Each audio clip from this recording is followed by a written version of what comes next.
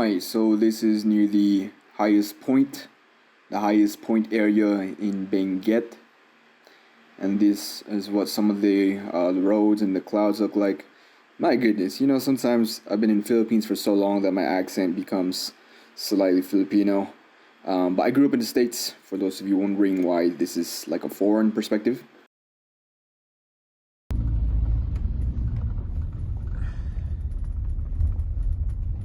I really want to capture the epic escape, the big reveal. Oh no, we're stuck in traffic because of the landslide. Yeah, so it looks like we're stuck in traffic because of the landslide. Halsema Highway, a very engaging, a very highly elevated highway. Thank you. So we're continuing on the road that looks like it has a landslide up ahead. This is actually the preview video. So we're going up. I'm pointing towards the landslide area. And I said thank you a while ago because my mother is filming, so thank you, Mom. And then on the side here, you could see what looks like a police officer. And then the glorious mountains again with the clouds. Very awesome. So it looks like we're slowed down a bit. Now we're picking up speed.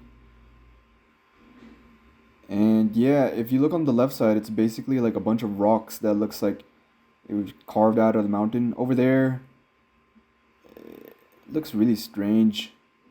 It's a very strange landscape. And then on the right side, the land looks like it fell off. Yeah. There's those games where like you could do truck driving simulation, but when you are a family driver or you drive for your family in the boondocks of the Philippines like I do, I feel like I'm already playing that game, to a degree. So, very bumpy now. Very rocky, very bumpy. Very interesting feel on the wheels. Wow. Reliving these experiences is quite something. So we're on this road. It's either covered with dirt or I don't know if it's raw dirt or whatever. Who knows? I'm trying to be careful not to slip off the cliff. That'd be a terrible way to die. And there it is, glorious clouds and mountains again. Life is beautiful. And I think we kind of made it out. Alright, so this is like a day in my life. I drive around in this kind of weather all the time. It's super foggy. Basically the visibility is really, really low. I have my fog lights on right now.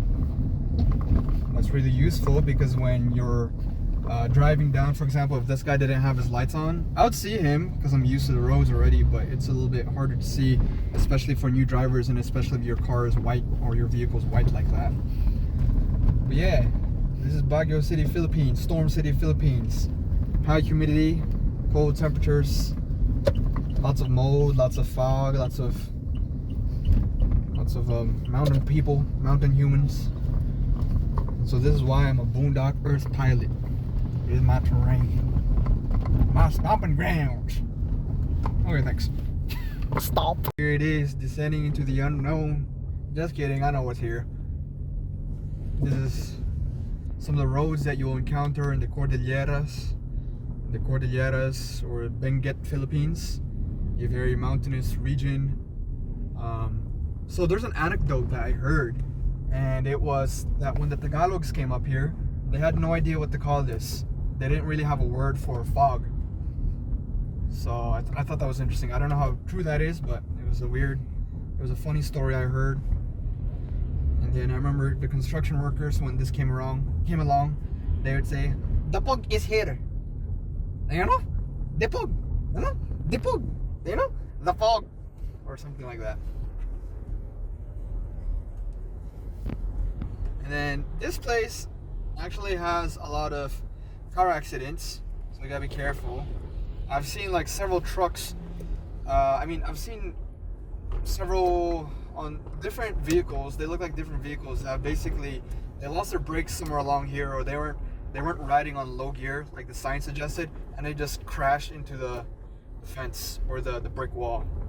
So when I'm descending down these, since obviously I've been driving around for a while in these mountains, the Innova that I'm using has somewhat of a sport manual mode, but it's still an automatic car, and I basically set that on a lower gear as I'm cruising down so I don't burn out my brakes. Yeah, so as you drive around more, you'll pick up tips and tricks, and you'll get a feeling for the roads, the terrain. I think that's really important. And also you got to be careful. You have to manage the fog, the condensation within your vehicle.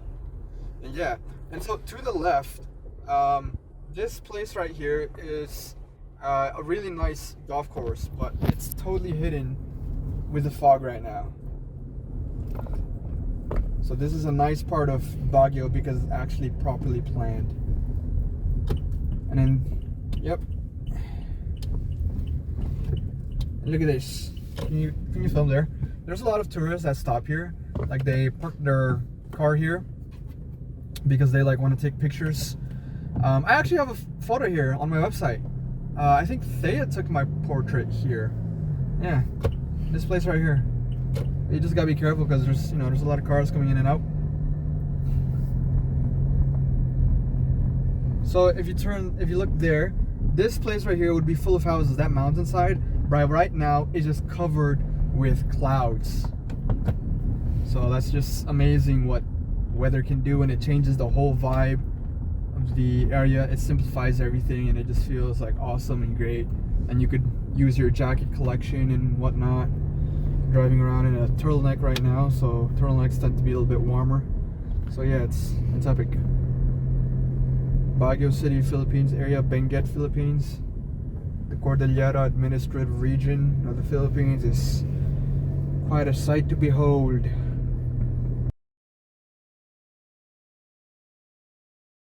Okay, so we're in Trinidad. This is the capital of Benguet. It's crowded to the extreme.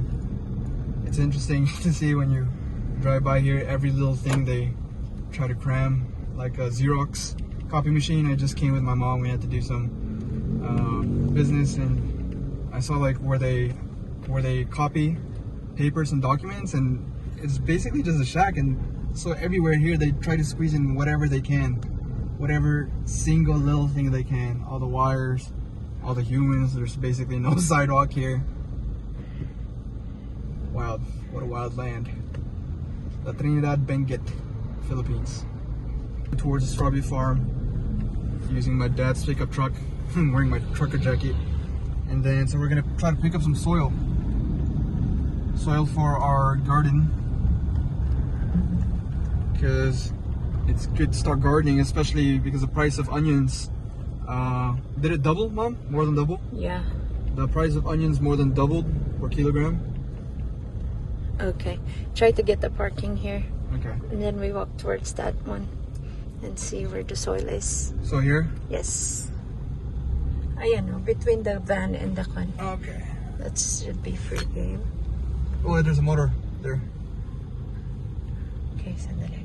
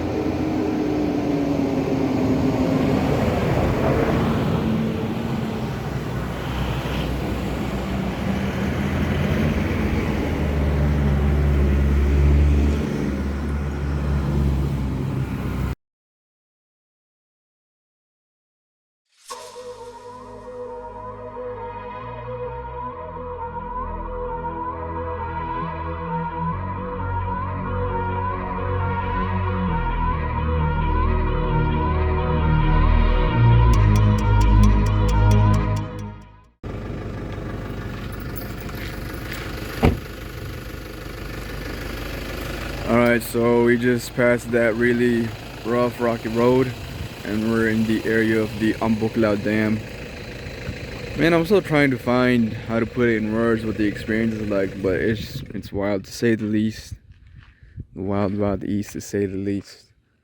I can speak English right now because no one's really near me, so they won't really suspect me as a foreigner or something.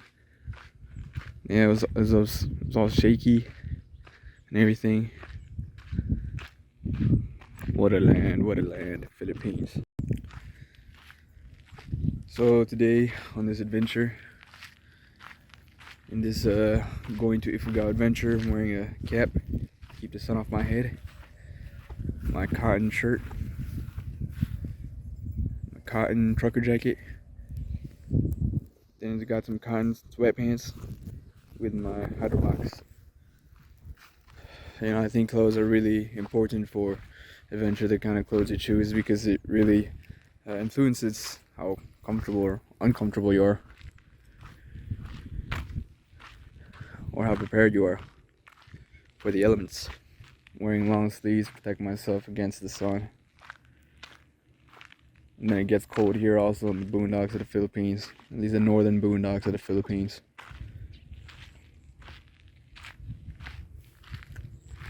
And then my colors are flipped up because to give me a little bit more protection against the sun and against my seatbelt. Yep. This is probably one of the most quiet places I've been to in the Philippines for a while. The Philippines is a super densely populated country, but this place where the dam is, obviously there's not a lot of people, so it's quite quiet. Interesting. And that's the beast that we're driving through the boondocks. Okay, so here's the power generation of the dam, and I think this helps powers Baguio City area.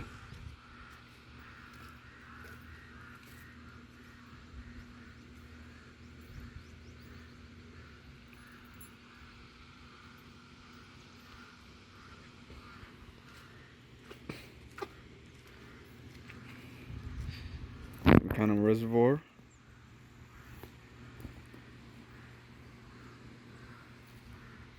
Yeah, would you look at that? So it's like it's kind of like a dried riverbed. Then over there it looks like a bunch of cows. Whoa. Yeah, this land is grand, definitely.